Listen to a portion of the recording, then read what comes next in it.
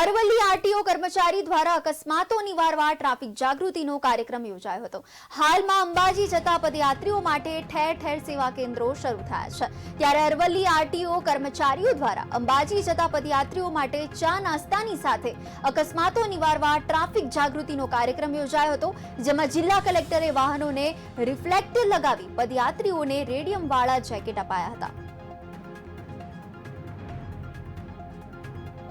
ખાતે આરટીઓ કચેરીને બહાર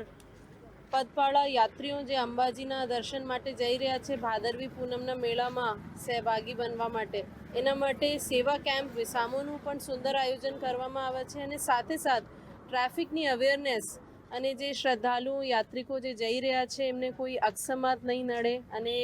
સલામતીથી ત્યાં પહોંચે રોડના રસ્તાથી, એના માટે રિફ્લેક્ટર વ્હીકલ્સ પણ લગાડવામાં આવી રહ્યા છે અને એમને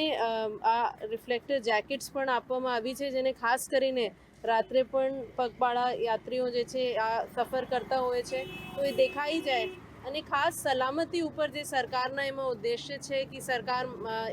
એમની જે શ્રદ્ધા સાથે સાથે વહીવટીતંત્ર તરફથી જે એમની સલામતીની જવાબદારી છે એ પૂરી થાય, એના માટે હું અમારી અરવલ્લી જિલ્લાની આરટીઓ કચેરીને ખૂબ ખૂબ અભિનંદન આપું છું। ખૂબ સુંદર કામગીરી, સરસ આયોજન એ લોકોએ કર્યું છે।